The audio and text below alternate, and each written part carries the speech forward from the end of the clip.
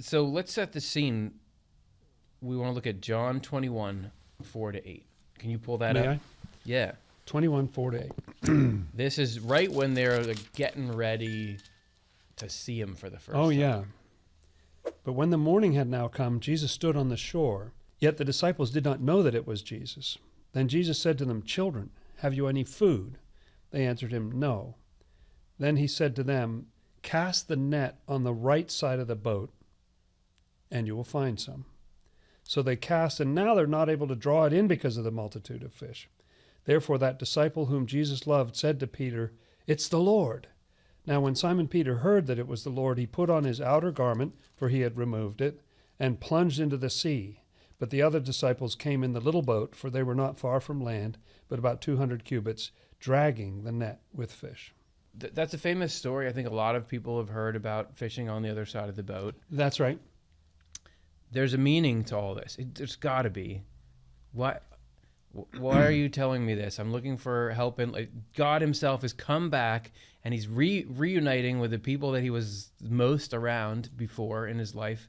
And why does he do that? Like fish on the... Why didn't he just say, "I'm Jesus. Actually, you stay there in the water. I'll come to you." I'll take care of that. Flies out, glowing light, contrails behind him. Yeah. And he says, guess what? Gets rid of the whole sea, puts a bunch of fish in their houses. Like, why do it like this? Yes, it's so odd. And as if they were just off by a few feet. You know, the fish are right over there, and yet none of them got in the net when they were fishing on the other side. That's a good point. Everyone just takes it for granted. Like, oh, you just told them to fish over there. There's more fish over there. Think about it underwater. If you've got the boat up there and you're watching for like a BBC camera underwater, and the boat, how wide is this fishing boat? It's probably 10 feet wide. It's a little wooden boat. The net's on this side, and there's all these fish. There are tons of fish, so much that drag, and they're not going for it. You just flop it up and down. It's the same place. And all the fish go in there. Right. Obviously, there's some symbolism. There's some meaning here. This is what Swedenborg had to say about it. So this again, according to Emanuel Swedenborg, scientist and revelator, everything in the Bible, not just this story, but everything in the Bible has this profound, not just meaning, but layers of meaning. Anytime, for example, Jesus says something, tells people to do something, you know this is a universal truth about how it works for how reality works for every human being that ever has been or will be. This is a deep secret that will change everything for you if you grasp it. And it's striking me right now that they're not just I mean, I guess you could just have layers that would say, oh, well, when I said this, I just meant that. But as you say, it's purpose. You know, it's above time and space. There's a hugeness to those deeper levels. It's not just sort of another level of the same kind of thing. Well, so if the Bible, and we're about to read this, but if the Bible is the Word of God, this is what a lot of people will say that. A lot of people say that. I didn't make that saying that up. Nope. A lot of people will say that. There's no book anywhere for the human race that sold nearly as many copies, has been what was widely distributed, there's been more people reading that than anything. More translations into more languages than anything. And that's because people say this is the Word of God. Like if you have it on a shelf and it's surrounded even by, I want to say Dostoevsky. Is that a famous? Dostoevsky? Yeah, he's a famous writer. Yeah, no? Yeah. You got him there. You got Aristotle there. You got a million. These are people who have written the greatest books of the time. People will say, "Oh no, these are not in the same category. This is something that stuff is just, it's just a little from the rocket ship that is the Word of God." How? In what way? How? What is the holiness? What are you talking about? Yeah. You can. I once was in a course at the university I went to, and it was a classics of world literature course, or it was called something like that. And they read a number of books. We read something from, I think it was Iliad, there was maybe or Odyssey, or those sorts of books. Right. And then we read in there the story of David, which was like excerpted from the Bible. And then we read some other things. And it's not like the story of David just blows you away.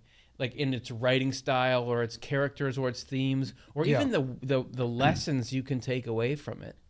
What it just seems like a regular book. Why is it divine, the most important thing the human race owns? Where's that meaning? And Swedenborg asked that himself, and he says the way in which it contains this meaning is because of the symbolic nature of the words, those layers of meaning that are pulled into it. That's what we're exploring today. Okay? I'm just saying. Like, that's cool. It is cool. Like that's interesting. Wouldn't you want to know that? Here's a little bit of that symbolism. This is from Secrets of Heaven 10,061.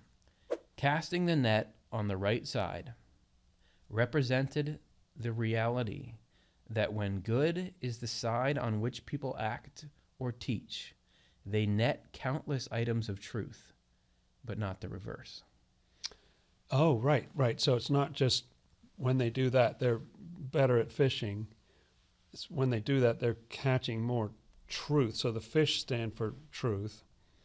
And I learned an interesting thing a few years ago that because most people are right-handed, not everybody, the best people are left-handed. But I appreciate you saying that to make me feel better. Yeah. Thank you. But You got the email from my mom. yeah, right.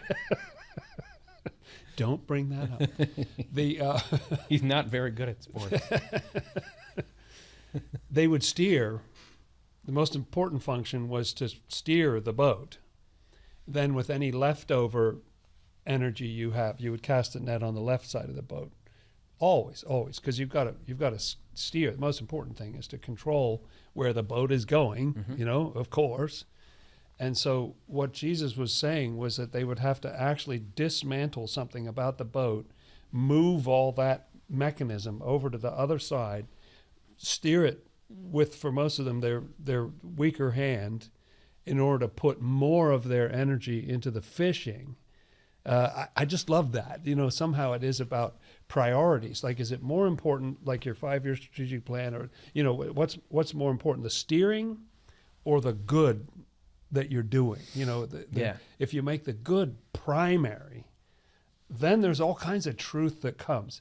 If you're just kind of steering, there's not much insight that you get out of that. That's great.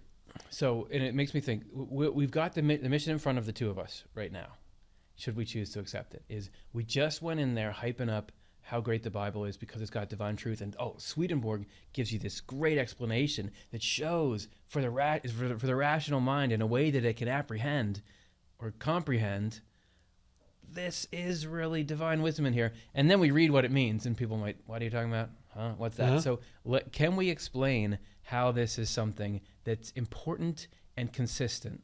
And so you alluded to initially, this is something to teach you about the way things always are. So it's saying casting the net on the right side. First thing it says is it represented the reality. So that's what actions do. It is representing. It is a depiction for you of an eternal truth. Yes. So what's that like? It's not that like will still charades. hold when you don't fish that way, Yeah. or whatever. Yeah. It's like, those motivational pictures where it's somebody reaching down and somebody's trying to climb a boulder and they're grasping hands, and it says something like teamwork, pass it on, or that's a billboard. Somebody who's on a higher rock reaching down, grasping the hand of somebody who's on a lower rock, that is a portrayal of something. This is not just for rock climbers. This is giving you a picture. Yes. Of everybody knows that. Like you see that poster. Yeah. Yes. Yeah. And when you have a little, we should be rock climbing. No, that's not what people conclude when they see that poster. when you have a little kitty cat, is this big and dramatic enough for people yet? When you have we're just building the case here. When you have a little kitty cat holding on to like a clothesline and it says, hang in there. That's right. Does anybody, when they see that, they think, oh yeah, like I just lost my job, and I got to trust that things are going to be okay. That nobody thinks you're actually talking about how long can you grab onto a line. Or should I make it easier for the cat to hold on to the clothesline? No. I don't even have a clothesline. Maybe I should get a clothesline for my cat. Of course. Is that the message? Of course. We skip past that so obviously. That's what the Bible is doing, but instead of... We have no problem reading Yes. a motivational poster, but for some reason the Bible is more confusing. It is speaking in a much more direct and serious way to the eternal truths. And it says it in the language that everyone can understand, which is the language of life.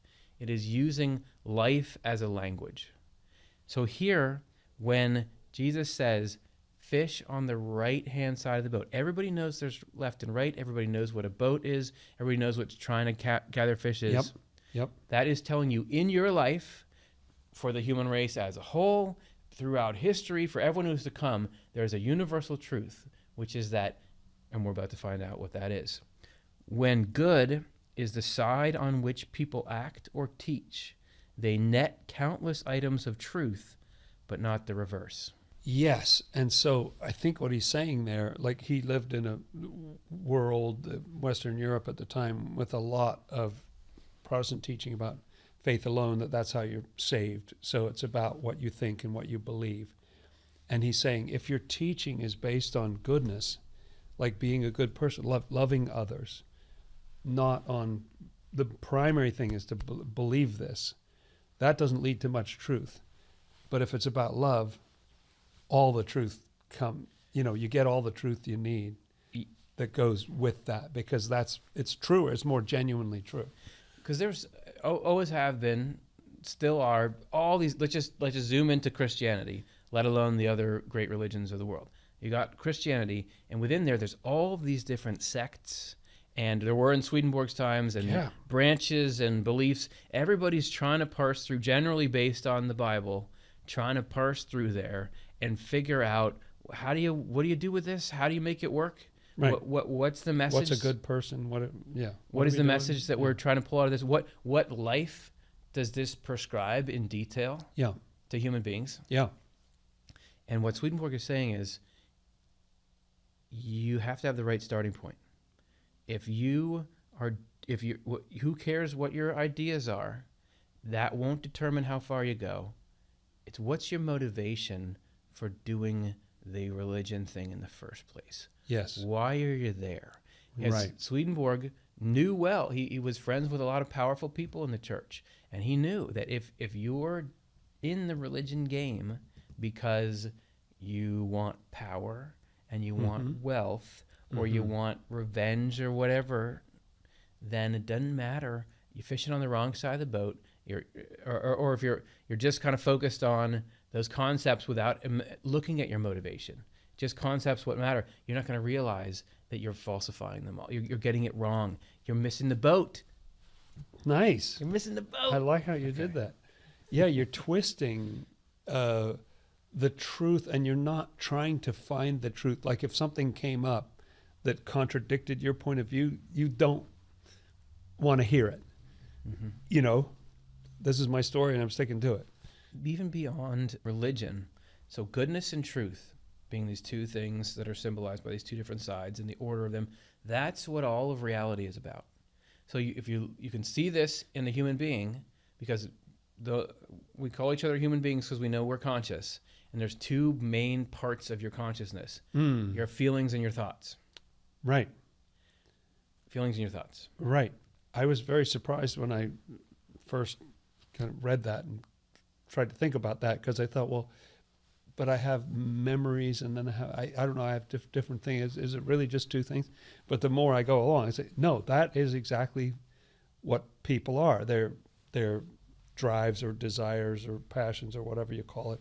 And then there's this cognitive information in there and plans and so on. Information versus motivation.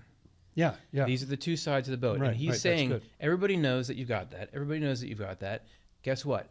If you want to catch fish, which throughout the whole Bible, Swedenborg is consistent throughout the entire Bible, fish always mean ideas. This is why fish appear in the creation story.